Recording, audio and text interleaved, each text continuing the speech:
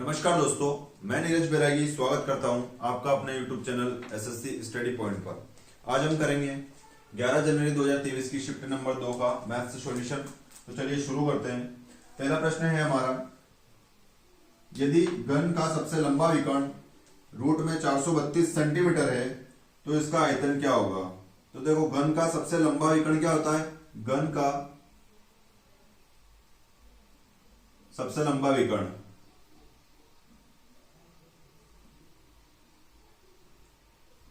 यह होता है a√3।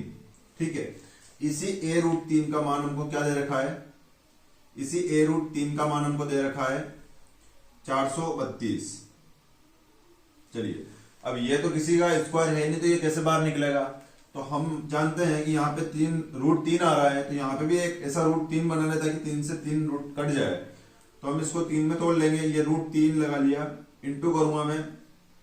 देखो, 3 एकम 3, एक बचा, 3 चौक 12 और 3 चौक 12, यानी कि √3 का √44 में गुणा करेंगे तो वापिस से √432 आ जाएगा। यही मान किसके बराबर है? इसी a√3 के मान के बराबर है। तो देखो, √3 से ये √3 कैंसिल हो गया, तो हमारे पास a का मान कितना आ जाएगा? a का मान आ जाएगा 12, क्योंकि ये 144 12 का स्क्वायर। चलिए, अब पूछ रहा है कि घन का आयतन पूछा है इसने। तो घन का जो आयतन होता है, घन का आयतन क्या होता है? a√3। तो हमको सिर्फ a√3 का मान चाहिए, तो √12 हमारा a है, तो 3 बार है तो इसको 3 बार मल्टीप्लाई कर देंगे। ये जो क्यूब हो गया 12 इंटू 12 इंटू 12, तो इसका मान कितना हो जाएगा? 1728 सेंटीमीटर क्यूब। चूंकि आयतन है इसलिए क्यूब लगाएंगे। चलिए, यही हमारा आंसर हो गया। अगले प्रश्न पे चलेंगे। अगला प्रश्न है हमारा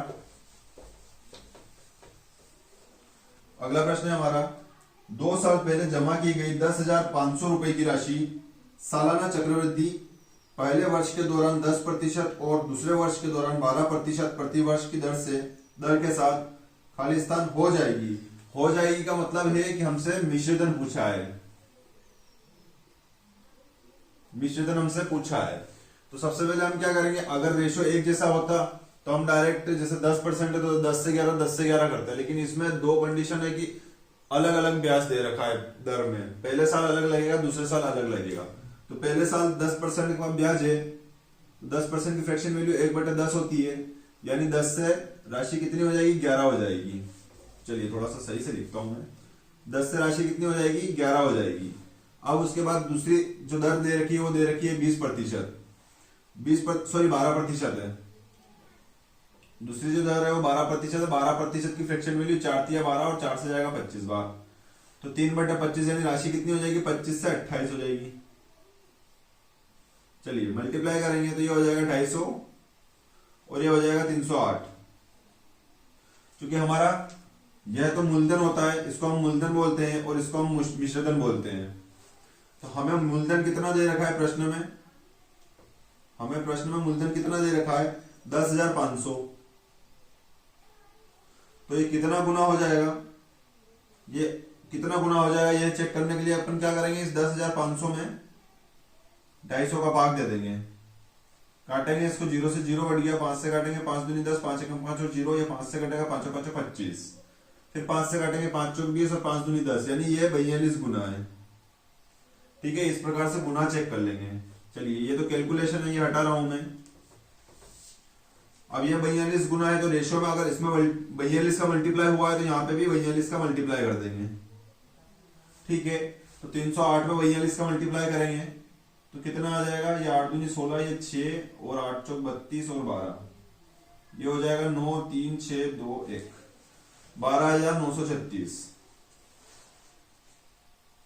यही हमारा मिश्रधन था, 308 की वैल्यू। तो हमारा मिश्रधन कितना आ गया? 12,936 रुपए, और यही हमारा आंसर हो जाएगा।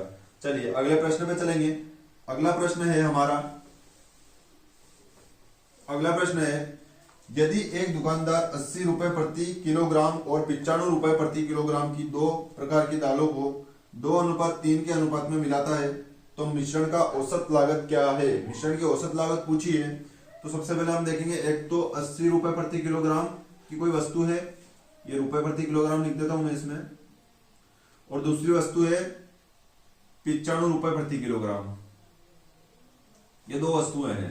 अब हम देखेंगे यहाँ पे इनकी जो क्वांटिटी का रेशियो है ये 2 से 3 है, ये 2 रेशियो है और 3 है, यानी हम मानेंगे टोटल कितनी क्वांटिटी है 5 किलो की। ठीक है, तो 80 रुपए प्रति किलोग्राम, यानी 80 रुपए का 1 किलोग्राम है, तो 2 किलोग्राम में कितना पैसा दिया होगा, 160 रुपए दिया होगा। और यहाँ पे 95 रुपए 1 किलो के, तो 3 किलो का कितना दिया होगा, वो दिया होगा 285 रुपए। मतलब उसने क्या किया कि इतने रुपए में 5 किलो खरीदा है, तो ये टोटल पैसा कितना हो जाएगा, इसको जोड़ेंगे 300 और ये हो जाएगा 340, 445 रुपए में उसने खरीदा है। अब इसको किस हिसाब से औसत मूल्य कैसे बेचना चाहिए, औसत पूछा है, यानी टोटल 5 किलो की वैल्यू पूछ रहा है, मतलब 1 किलो की वैल्यू पूछ रहा है, 1 किलो का रेट पूछ रहा है, टोटल 5 की वैल्यू है, 5 का भाग दे दो, औसत निकल जाएगा। ये कुल योग लिखा है, बटे में कुल संख्या ऐसे मान के भी कर सकते हैं, औसत पूछा है इसलिए 5 से काटेंगे, 5 8 40 और 5 9 45, मतलब 89 रुपए प्रति किलोग्राम हमारा आंसर हो जाएगा। चलिए अगले प्रश्न पे चलेंगे। अगला प्रश्न है हमारा, यदि x y के समानुपाती है और y बराबर 8 होने पर x बराबर 10 है, तो y बराबर 36 होने पर x का मान क्या होगा। देखो x y के समानुपाती है, यानी अपन x को ऐसे लिख सकते हैं x बटे y। ठीक है, अब प्रश्न कह रहा है कि y बराबर अगर 8 है, ये y बराबर अगर मैं 8 लिखूंगा तो मेरे को y बराबर अगर मैं 8 लिखूंगा तो मुझे x बराबर कितना लिखना पड़ेगा, 10 लिखना पड़ेगा। तो ये y से x का संबंध एक तरह से इस टाइप से बन रहा है कि क्या, किस टाइप से आ रहा है, 8 से 10 कैसे बन रहा है, तो इसका भाग देंगे 10 में, 8 एकम 8 कितना बचा, 2 बचा, तो 8 दूनी 16 हो जाएगा, फिर 5 बचेगा, तो सॉरी 4 बचेगा, फिर 40 हो जाएगा, तो 8 पंजे 40, यानी मैं देख सकता हूं कि 8 का 1.25 गुना किया मैंने तो 10 आ गया। ठीक है, तो इसी प्रकार से x का मान क्या होगा, यदि y बराबर कितना दे रखा है 36, तो 36 का भी 1.5 गुना मुझे करना पड़ेगा, तो ये x का मान आ जाएगा। तो इसका मैं 1.25 गुना करूंगा, तो 36 का 125 बटे ये 0 0 इसलिए क्योंकि ये पॉइंट हटाया। अब 25 से काटू, 25 5 125 और 25 चौक 100, 4 से काटेंगे 4 9 36, यानी 9 5 45। तो x का मान क्या होना चाहिए, यदि y बराबर 36 है तो x का मान 45 होना चाहिए, और यही हमारा आंसर हो जाएगा। ठीक है, चलिए अगले प्रश्न में चलेंगे। अगला प्रश्न है हमारा, पहले एक संख्या में 30% की वृद्धि की जाती है और पुनः 30% की वृद्धि की जाती है, यानी कोई संख्या है उसमें पहले 30% की वृद्धि हुई है और फिर जो संख्या है उसमें फिर 30% की वृद्धि हुई है। तो संख्या अपन मानेंगे कि संख्या है 100, उसमें 30% की वृद्धि हुई, तो 100 पे 30% की वृद्धि 30 ही होती है, तो 100 से कितनी हो गई होगी वो राशि, जो भी संख्या है वो कितनी हो गई होगी 130।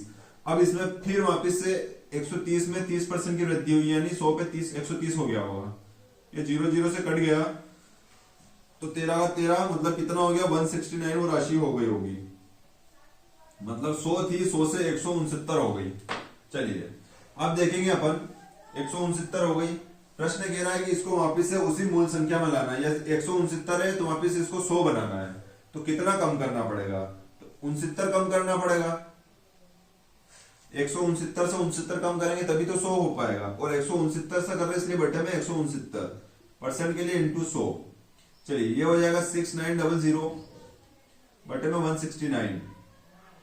अब 169 से कितनी बार जाएगा, ये देखो 400 और 500 और 600, यानी 4 बार जा सकता है, 690, तो 169 ये हो जाएगा 169 चौक कितना हो जाएगा, ये हो जाएगा 16 चौक 64, 640 और 676, 169 चौक 676 हो गया, तो कितना बचा, यहाँ से 14 बचा, और ये 0 ऐसा कैसे ही 100 भाग नहीं जाएगा, यहाँ से एक 0 और बढ़ा देंगे अपन इसे और पॉइंट लगा देंगे। चलिए अब 1400 है तो 169 का गुना कितने में करें, 1600 हो जाएगा, तो 8 बार करके देखते हैं, 8 9 72 80 लगी 7 8 7 8 6 48 और 7 55, 8 और 5 13, 1352 आ रहा है, 169 8 है, ये 1400 था, तो बचा कितना, 48 बचा होगा, अब 48 बचा है। अब वापिस से 0 लगाएंगे तो 169 से 2 बार चला जाएगा, क्योंकि हाँ 16 48 होता है, तो 2 बार चला जाएगा, तो यहाँ 2 लिख देंगे, ज्यादा गुणा करने की जरूरत नहीं है, पॉइंट के बाद 2 संख्या लेके परसेंट लगा देंगे और यही हमारा आंसर हो जाएगा। चलिए अगले प्रश्न पे चलेंगे। अगला प्रश्न है हमारा, ए किसी कार्य को 20 दिन में कर सकता है और बी उसी कार्य को 24 दिनों में कर सकता है। यदि दोनों एक साथ कार्य करते हैं तो उन्हें कितने दिन लगेंगे। देखो ए जो है ये कर सकता है 20 दिन में और बी जो है ये कर सकता है 24 दिन में। ठीक है, अब हम क्या करेंगे, दोनों का एलसीएम लेंगे और एलसीएम लेके देखेंगे कि टोटल काम कितना है। तो 24 और 20 का एलसीएम होता है 120। हम मान लेंगे टोटल 120 काम है, तो यहां से इनकी एफिशिएंसी निकलेगी 20 क्षण और 24 पांजे, मतलब ए जो है 6 कार्य प्रतिदिन करता है और बी जो है वो 5 काम प्रतिदिन करता है। ठीक है, अब दोनों से काम करवाना है, तो दोनों जो है ये 6 काम रोज और ये 5 काम रोज, यानी एक दिन में दोनों मिलकर 11 काम प्रतिदिन करेंगे। कौन, ए और बी मिलकर। ए और बी मिलकर 11 काम प्रतिदिन करते हैं। काम कितना है, टोटल 120 है और 11 काम रोज के हिसाब से कितने दिन में काम खत्म हो जाएगा।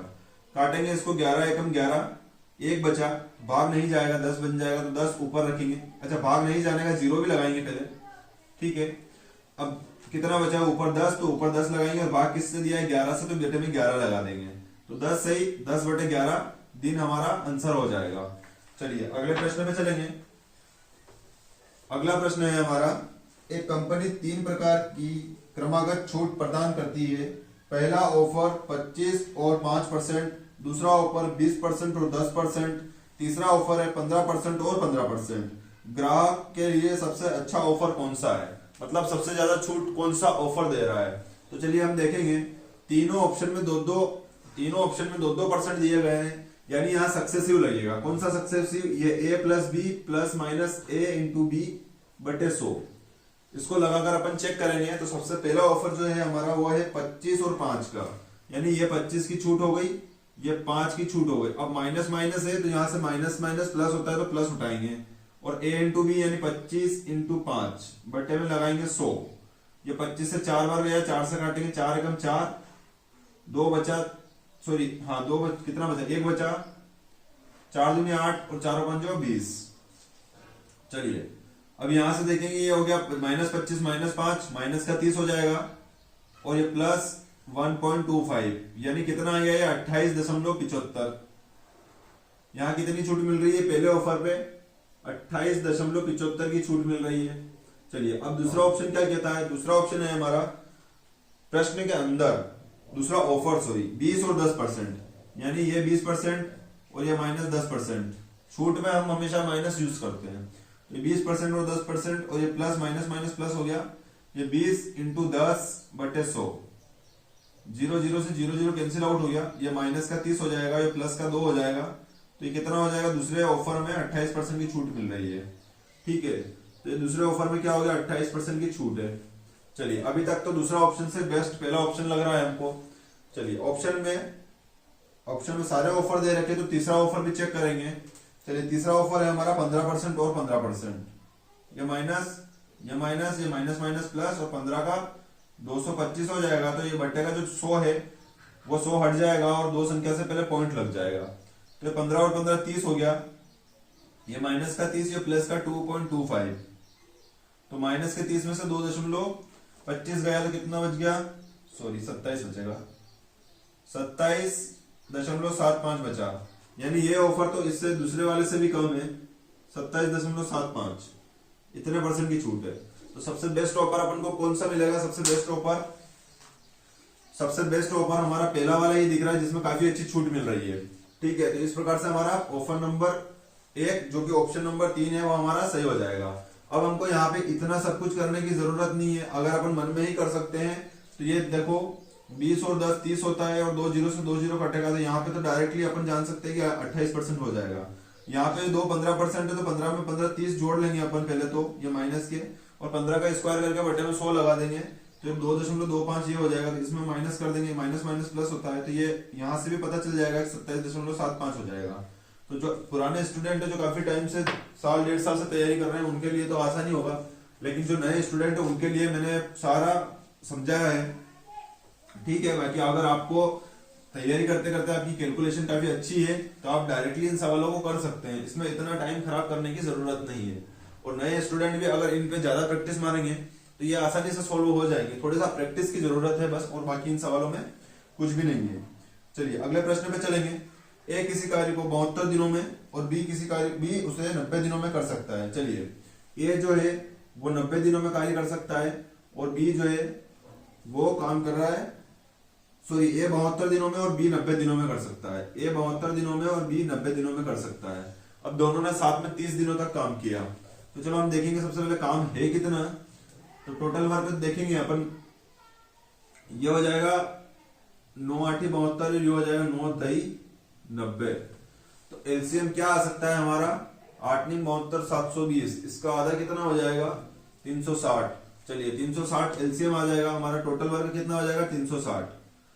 अब हम देखेंगे 72 का गुणा 5 बार जाएगा ये, तो ए जो है 5 कार्य प्रतिदिन करता है, 9 से जाएगा 4 बार, तो ये बी जो है 4 काम रोज करता है, यानी दोनों मिलकर रोज कितना काम करेंगे ए प्लस बी, ये दोनों मिलकर रोज अगर काम करें तो एक दिन में 9 कार्य प्रतिदिन करेंगे। ठीक है, अब इन्होंने क्या किया 30 दिनों तक तो साथ में कार्य किया तो 9 काम रोज करते हैं और 30 दिनों तक काम किया, तो इन्होंने 9 3 27 यानी 270 काम तो कर लिया है। 270 काम कर लिया टोटल 360 में से, तो 360 में से 270 काम हो गया, तो बचा कितना होगा, बचा होगा 90 काम ओनली।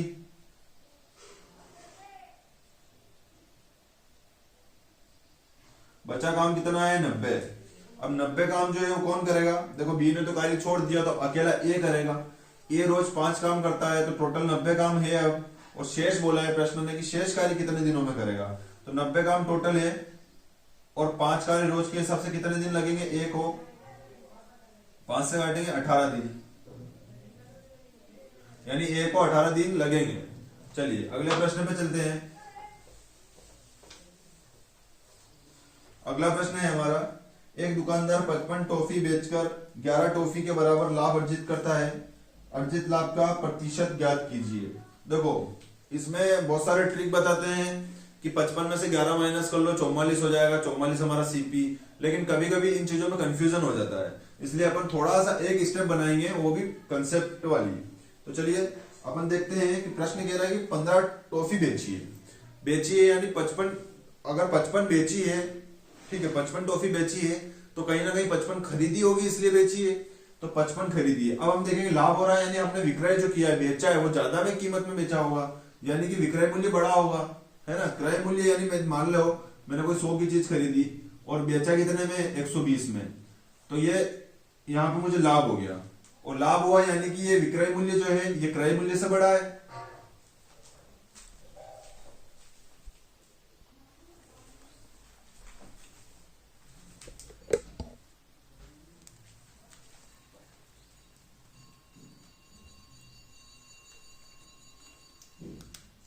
चलिए लाइट चली गई थी उसके लिए सॉरी थोड़ा सा। चलिए मैं समझा रहा था कि अगर कोई चीज क्रय मूल्य यानी 100 रुपए की वस्तु को अगर 120 रुपए में बेचेंगे तो हमें क्या होगा, यहाँ से प्रॉफिट होगा, लाभ होगा, और लाभ हो रहा है यानी हमारा क्रय मूल्य विक्रय मूल्य क्या है, बड़ा है। यदि यही 100 रुपए की चीज को मैं 90 रुपए में बेच देता तो मुझे यहाँ पे 10 रुपए की क्या होती है, हानि हो जाती, यानी लॉस हो जाता। तो लॉस वाली कंडीशन में क्या होता है, हानि हो रही है, मतलब हमारा जो ये क्रय मूल्य है ये बड़ा है, तो हानि वाली कंडीशन में हमारा क्रय मूल्य छोटा रहता है, लेकिन अगर लाभ होता है तो हमारा विक्रय मूल्य बड़ा रहता है। तो इसी प्रश्न में अपन देखेंगे कि उसने 55 टॉफी को बेचकर यानी सेल कर लाभ कमाया है, तो 55 एसपी लिखेंगे, थोड़ा सा इधर लिखूंगा, 55 एसपी ये बेचा है, ठीक है, और लाभ कितना कमाया है, 11 टॉफी के बराबर लाभ अर्जित किया है, ठीक है, 11 टॉफी के बराबर लाभ कमाया है, तो बेचा है इसलिए अपन 11 एसपी लिखेंगे। चलिए, और खरीदा है तो ये सीपी में से माइनस करूंगा तभी तो लाभ आएगा। विक्रय मूल्य में से क्रय मूल्य को विक्रय मूल्य में से क्रय मूल्य को माइनस करूंगा तो लाभ लाभ बचेगा।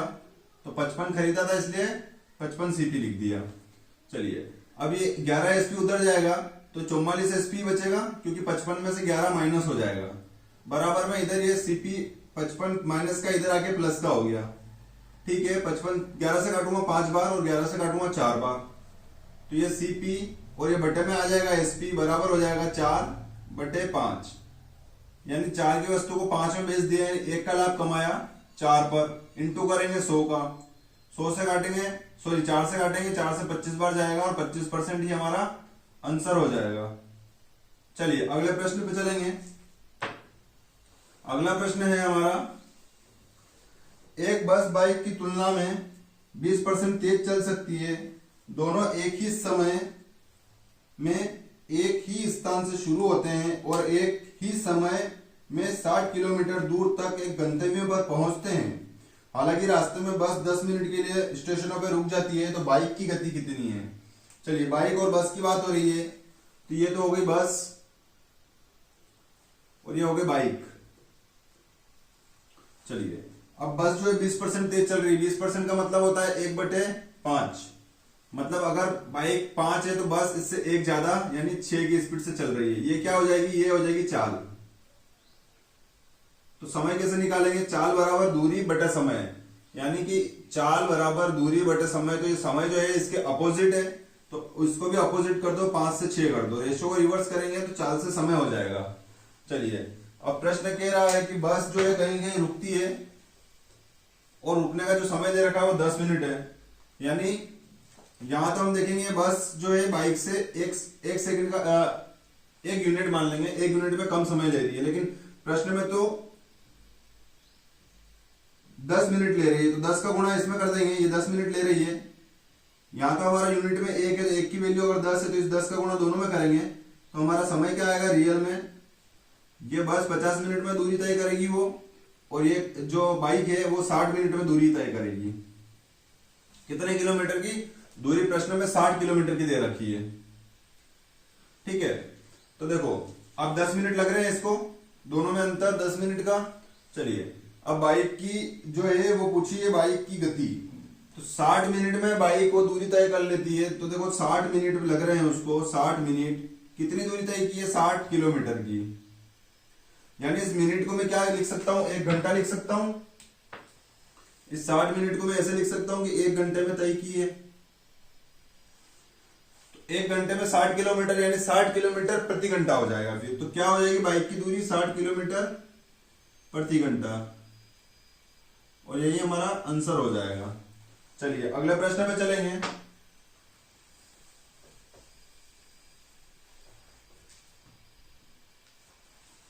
अगला प्रश्न है, अरुण ने संचित से 1,12,000 रुपए में एक लैपटॉप खरीदा। संचित ने लैपटॉप पर 25% का लाभ कमाया। यानी अरुण ने जब खरीदा है 1,12,500 में, तो ये अरुण का क्रय मूल्य है, लेकिन संचित का तो विक्रय मूल्य हो गया, क्योंकि संचित ने अरुण को बेच दिया। तो यहां पे संचित ने इस पे लाभ कमा लिया, कितना? 125। तो संचित का लाभ 125 है, तो संचित का क्रय मूल्य क्या होगा? ये तो 125% लाभ के बराबर वस्तु है संचित के लिए। तो संचित ने कितने में खरीदा? तो 100 लगा लेंगे, क्योंकि 100% ही क्रय मूल्य हो जाएगा। ये कट गया 5 से 25 से 5 बार और 25 से 4 बार। 5 से इसको काट लेंगे, 5 दूनी 10, 5 दूनी 10, 5 5 25 और ये 0 0, 225 चौक 900 हो गया, यानी 90,000 रुपए ये संचित का क्रय मूल्य, ये संचित का सीपी हो जाएगा। ठीक है, आगे प्रश्न पढ़ेंगे कि रमन ने संचित को लैपटॉप 20% लाभ पे बेचा था। यानी ये तो संचित का क्रय मूल्य है, लेकिन ये जो संचित ने खरीदा था वो रमन से खरीदा था, यानी ये रमन से खरीदा था, तो ये जो है रमन के लिए तो विक्रय मूल्य था। ठीक है, और रमन ने 20% के लाभ पर संचित को बेचा था, तो ये 20% के लाभ के बराबर वस्तु है। किसके लिए? रमन के लिए, कि रमन ने 90,000 रुपए में 20% का लाभ कमाया, लेकिन मतलब रमन के लिए 90,000 की जो वस्तु है वो 120% के बराबर हो। तो वास्तव में रियल में कितने की थी? तो वापिस से 100 से मल्टीप्लाई करेंगे। ये 20 से जाएगा 6 बार, ये 20 से जाएगा 5 बार, 6 से काटेंगे 6 एकम 6, 6 5 30 और 3 0 ऐसे कैसी, 15 5 हो जाएगा 75 और ये 3 0 ऐसे कैसी, यानी रमन ने ये इतने में खरीदा था, और यही उसका क्या था, कंप्यूटर वगैरह था, लैपटॉप था। लैपटॉप का क्रय मूल्य कितना आ जाएगा, 75,000 रुपए, और यही हमारा आंसर हो जाएगा। चलिए अगले प्रश्न पे चलेंगे। अगला प्रश्न है हमारा, 10 में से 9 व्यक्तियों ने नाश्ते पर 15 रुपए खर्च किए। 10 में से 9 व्यक्तियों ने नाश्ते पर 15% खर्च किए। 10वें व्यक्ति ने उन सभी के औसत व्यय से 90 रुपए अधिक खर्च किए। उन सभी द्वारा खर्च की गई कुल राशि क्या है। देखो टोटल 10 जने थे, अब हमें नहीं पता कि 10 जनों ने कितनी राशि खर्च की है, यही प्रश्न में पूछा है। तो मैं मान लेता हूं कि 10 जने हैं और उन्होंने औसत x मान लेते हैं कि 10 जनों का जो खर्चों का औसत है वो x है। तो टोटल कितना खर्चा किया होगा उन्होंने, 10x। ये उनका कुल खर्च आ गया, ठीक है, ये कुल खर्च हो गया। अब क्या कह रहा है प्रश्न कि 10 में से 9 जनों ने, तो 9 जनों ने कितना खर्च किया है, 15 रुपए। तो 9 जनों ने 15 रुपए खर्च कर दिए, ठीक है। तो ये 9 जनों का खर्चा आ गया 135 रुपए। यहां तक कोई दिक्कत नहीं है। अब आगे जो 10वां व्यक्ति है, 10वें उन सभी से औसत व्यय से 9 रुपए अधिक खर्च किए। देखो 10वां जो व्यक्ति था उसने सभी के औसत, यानी सभी का औसत क्या है, x है। x से भी 9 रुपए ज्यादा, यानी 9 प्लस x, इतना रुपए 10वें व्यक्ति ने लगाया है, इतना खर्चा 10वें व्यक्ति ने किया है। तो ये तो 10वें व्यक्ति का हो गया। बाकी अगर मैं इसमें 9 जनों का और जोड़ दूं तो ये 10 जनों का टोटल खर्चा हो गया। अब 10 जनों का टोटल खर्चा ये है, लेकिन हमारे पास 10 जनों का टोटल खर्चा 10x पड़ा है, तो बराबर में 10x लिखूंगा, क्योंकि ये और ये बराबर है इसलिए बराबर 10x लिख दिया। अब चलो ये x उधर गया तो 10 में से माइनस होगा तो यहाँ 9x बच जाएगा, बराबर 9 और 135 को जोड़ूंगा तो 144 हो जाएगा। अब 9 से काटूंगा इसको, 9 एकम 9 और 9 छंग 54, ये हो गया x। x का मान कितना आ गया, 16। यानी औसत कितना हो गया उनका, 10 जनों ने औसत मानेंगे तो 16 रुपए सभी ने खर्च किया है। प्रश्न कह रहा है कि उन सभी द्वारा खर्च की गई राशि क्या है। तो सभी के द्वारा खर्च की गई राशि क्या थी हमारी, 110। अब चाहे आप x का मान यहां इस वाली कंडीशन में रखो,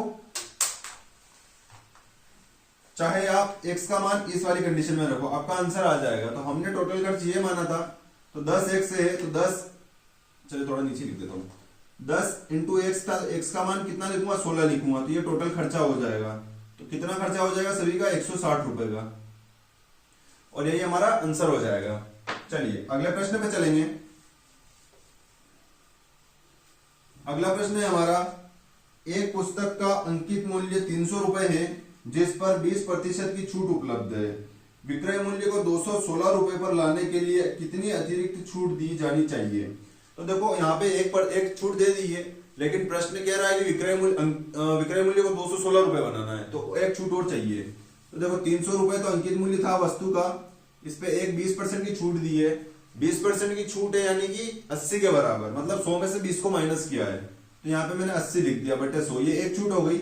दूसरी छूट में मान लेता हूँ x, क्योंकि उसको भी 100 में से माइनस करना पड़ेगा, तो उसको 100 में से माइनस अभी नहीं करते हैं, बाद में जो आंसर आएगा उसको 100 में से माइनस कर देंगे। देखो x% की छूट लिख रहा हूँ, मतलब इसको भी 100 में से माइनस करना पड़ेगा, ये ऐसे होगा। तो आप ऐसे भी लिख सकते हैं इसको, या खाली x भी लिख सकते हैं, फिर जो आंसर आएगा उसमें 100 माइनस करना रहेगा। तो चलिए अपन इसको यही लिख देते हैं और बटे में ये 100 आएगा।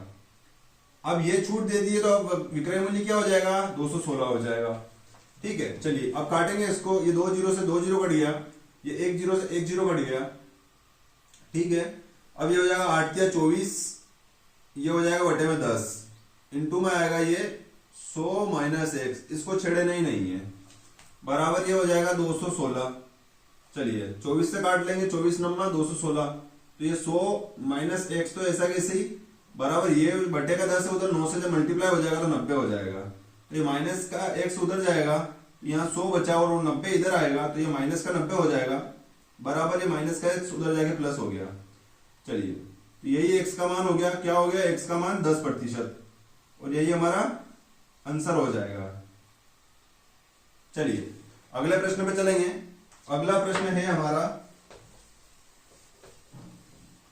एक क्रिकेट क्लब में औसत उपस्थित पिछले वर्ष 5640 से घटकर इस वर्ष 3820 रुपए 3820 हो गए। उपस्थितियां जो थी पिछले साल 5640 थी, तो घटकर कितनी हो गई, 3820 हो गई।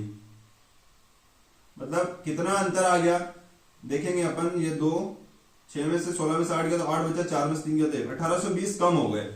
इतनी कमी हो गई। पिछले वर्ष से इस वर्ष तुलना में प्रतिशत कमी क्या है? तो पिछले वर्ष क्या थी? 5640 इंटू परसेंट के लिए 100।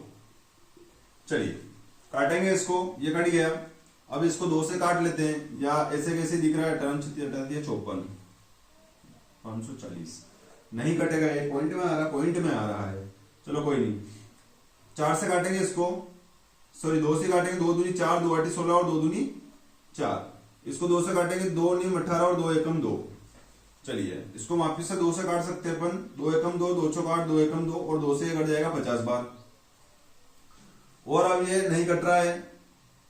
141 किसी के पहाड़े में आता है? 141 आता है, 31 के पहाड़े में तो नहीं आएगा, 23 के पहाड़े में भी नहीं आएगा। चलिए 23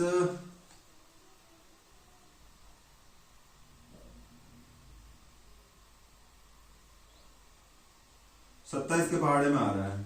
चलिए कोई नहीं, अपन तो डायरेक्ट मल्टीप्लाई कर लेते हैं। ये 0 हो गया, ये 5 हो गया, 5 एकम 5 और 5 9 45, ये हो जाएगा 141। चलिए 141 से कितनी बार जाएगा? ये 3 बार चला जाएगा। 141 दिया कितना हो जाएगा? 14 दिया 42, मतलब 423। 141 दिया 423 हो गया, तो कितना बचेगा? ये बचेगा 30 32 32 बच जाएगा, 32 बचेगा।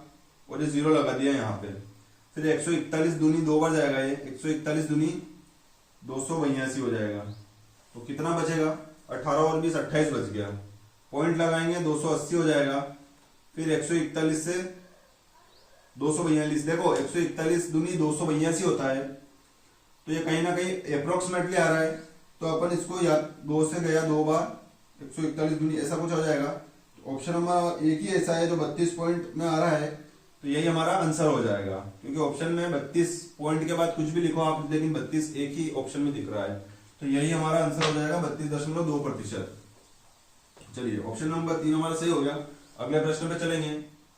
अगला प्रश्न है, एक द्रव का भार उसके आयतन के समानुपाती रूप से बदलता रहता है। ठीक है, एक द्रव जिसका भार 12 किलोग्राम है का आयतन 3 लीटर है, यानी 3 लीटर की बात हो रही है कि 3 लीटर बराबर है 12 किलोग्राम के। तो फिर 1 लीटर कितने के बराबर होगा? 1 लीटर निकालने के लिए इस 3 को 12 के बटे में लगा देंगे, 12/3 kg। ठीक है, यानी 3 से काटेंगे, 3 चौक 12, 1 लीटर की वैल्यू कितनी आ जाएगी? 4 kg।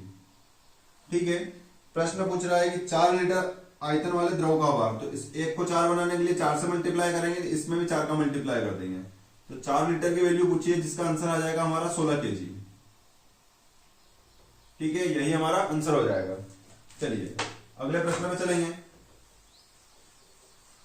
अगला प्रश्न है हमारा 40। ये बोर्ड मार्क्स का प्रश्न है, थोड़ा सा इनको ध्यान से करने की बड़ी जरूरत रहती है, क्योंकि अगर छोटी सी भी गलती करेंगे तो हमारा सवाल गलत हो जाएगा। चलिए 40 माइनस बड़ा ब्रैकेट, फिर 20 अंदर है, फिर माइनस, फिर ब्रैकेट 16 माइनस छोटे ब्रैकेट में 16 माइनस 6 इंटू 4 माइनस 2 और सारे ब्रैकेट बंद।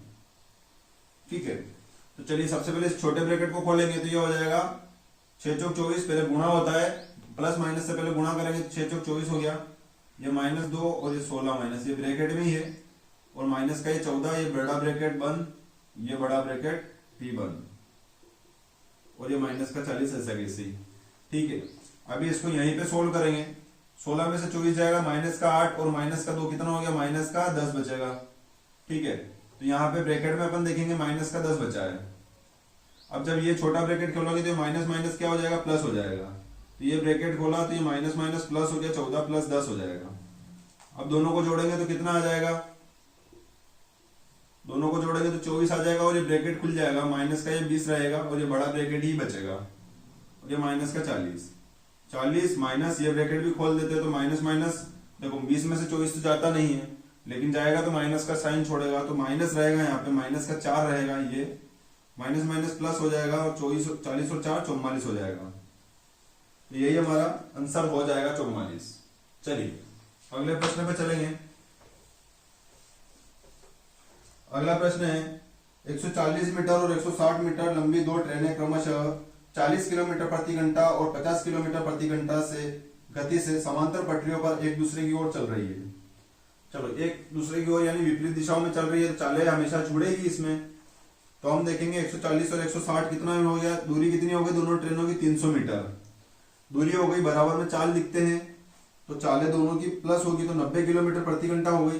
क्योंकि दूरी मीटर में है और चाल किलोमीटर प्रति घंटा में है तो किलोमीटर प्रति घंटा को मीटर प्रति सेकंड में चेंज करना पड़ेगा, तो 5/18।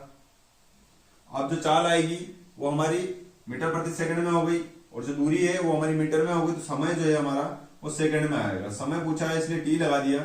18 से काटूंगा 18 5 90, 5 से काटूंगा 5 छंग 30 और 0, फिर 5 से काटूंगा 5 एकम 5, 2 बचा, सॉरी 1 बचा, 5 दूनी 10।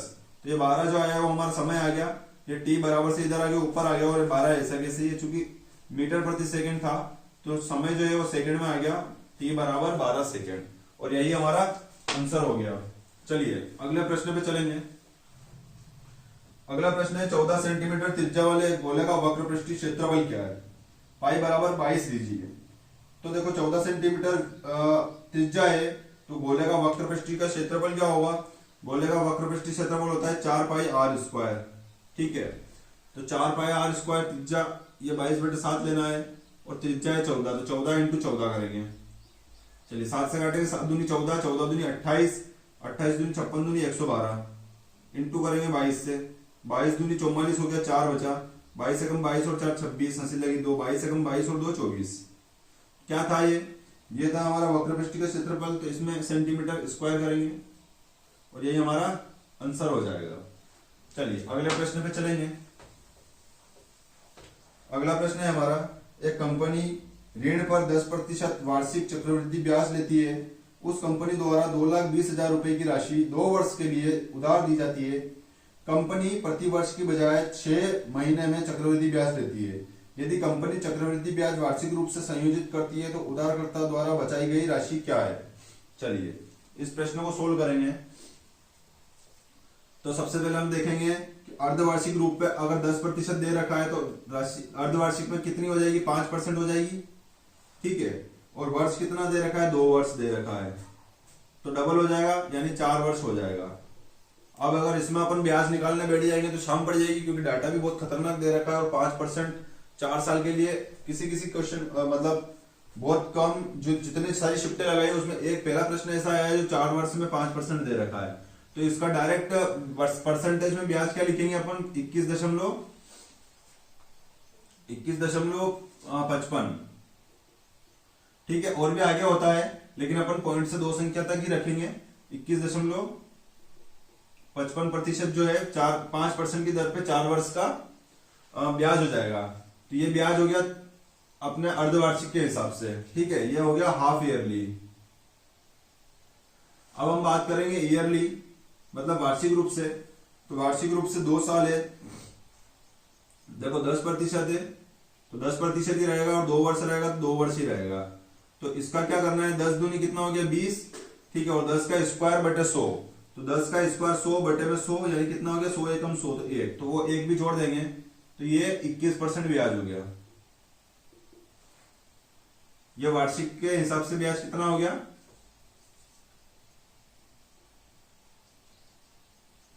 21%। ठीक है, 10% के हिसाब से 2 वर्ष का ब्याज कितना हो जाएगा 21%। प्रश्न कह रहा है कि कितना पैसा बचा लेता अगर वो इसकी बजाय ये यूज करता। तो हम देखेंगे 21 तो दोनों में लग रहा है, ये 0.55% है, इतना पैसा बचा लेता।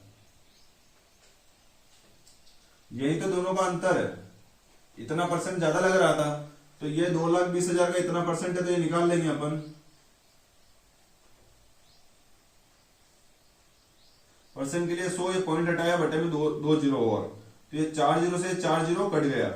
55 का गुणा 22 में करेंगे तो ये हो जाएगा 110 × 11 0 1 2 1, तो 1210 आ रहा है। क्योंकि मैंने आपसे बताया है कि पॉइंट के बाद और भी संख्या चलेगी तो यहाँ 1210 दशमलव और भी कुछ आएगा। तो ऑप्शन नंबर 1 ऐसे ही है जो 1210 के आसपास आ रहा है और वो है 1211.4 रुपए। तो यही हमारा आंसर हो जाएगा। देखो इसके बिल्कुल अप्रोक्स है। तो इस टाइप से ये सवाल बहुत ही कम समय में हो जाएगा, क्योंकि अपन ये चीज याद रखनी है। एक तो चार वर्ष का पूछता है एक, ये 5% के हिसाब से एक 4 वर्ष का होता है, और एक 5% के हिसाब से, शायद 10% के हिसाब से, जो भी होगा। मैं आगे सवाल अगर आएगा तो मैं आपको इसी बता दूंगा। आपको सिर्फ 4 वर्ष के लिए 5% पे ये डायरेक्ट दर याद कर लेनी है कि 21.55% होता है, ठीक है। क्योंकि अपन इसको निकालने बैठेंगे तो 5% पहले साल, 5% दूसरे साल, 5% तीसरे साल और 5% चौथे साल।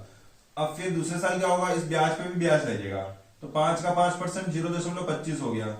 फिर इसका तीसरे साल यहाँ लगेगा, फिर इसका चौथे साल यहाँ लगेगा, फिर इसका यहाँ पे, इन दोनों का यहाँ पे लगेगा, इन तीनों का यहाँ पे लगेगा, ठीक है। फिर इन तीनों का यहाँ पे लगेगा, ऐसे करके ये सारा ब्याज जुड़ेगा। और ये पॉइंट में है, फिर 5-5% सबका निकालोगे, फिर जोड़ने बैठोगे तो कहीं ना कहीं यही परसेंट आएगा तुम्हारे पास, तो कोई मतलब नहीं है। या फिर आप 2,20,000, ये 2,20,000 है, इसका पहले साल का ब्याज निकालोगे तो ये आ जाएगा 11,000। फिर दूसरे साल 11,000 मिलेगा, फिर 11,000 का 5% यहाँ लिखोगे, फिर तीसरे साल फिर 11,000 मिलेगा, फिर इन दोनों का यहाँ लिखोगे, फिर ये जो ब्याज है इसका ब्याज यहाँ लिखोगे, फिर चौथे साल ऐसे चलता जाएगा। तो बहुत ज्यादा टाइम खराब हो जाएगा, इसलिए हमको सबसे बढ़िया वे यही है कि आप परसेंटेज याद कर लीजिए, ताकि क्वेश्चन बहुत जल्दी हो जाए। चलिए अगले प्रश्न पे चलेंगे हम।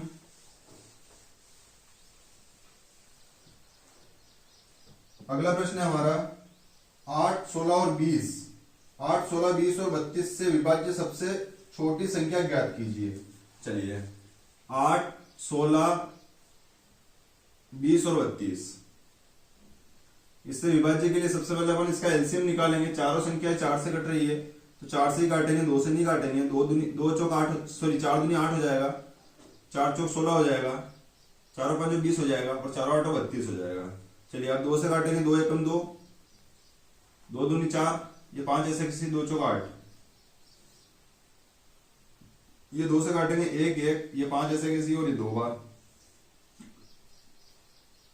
फिर 2 से काटेंगे, 2 एकम 2, 2 एकम 2, ये 5 ऐसे किसी, और 2 एकम 2। अब क्या बच रहा है, 5 बच रहा है, तो 5 से 5 एकम 5, 5 एकम 5, 5 एकम 5 और 5 एकम 5, कितना हो गया ये, 4 दूनी 8, 8 दूनी 16, 16 दूनी 32 और 32 पंजे 160। तो सभी का मल्टीप्लाई कितना आ गया, 160। तो सबसे छोटी संख्या हमारी यही होगी 160, जो इन चारों से विभाज्य हो जाएगी। चलिए अगले प्रश्न पे चलेंगे। चलिए आज हमारे 11 जनवरी 2023 की शिफ्ट नंबर 2 भी पूरी हो गई है, और आपको अगर सॉल्यूशन अच्छा लगा हो तो प्लीज लाइक, शेयर और सब्सक्राइब कीजिएगा। चैनल को थोड़ा सा इम्प्रूव आपको ही करना पड़ेगा, मेरे द्वारा तो कुछ नहीं होगा, थोड़ी सी हेल्प आप भी कीजिएगा। बाकी मैं आपकी सारी शिफ्टें पूरा प्रयास कर रहा हूँ कि सारी की सारी शिफ्टें 20 फरवरी से पहले हो जाए।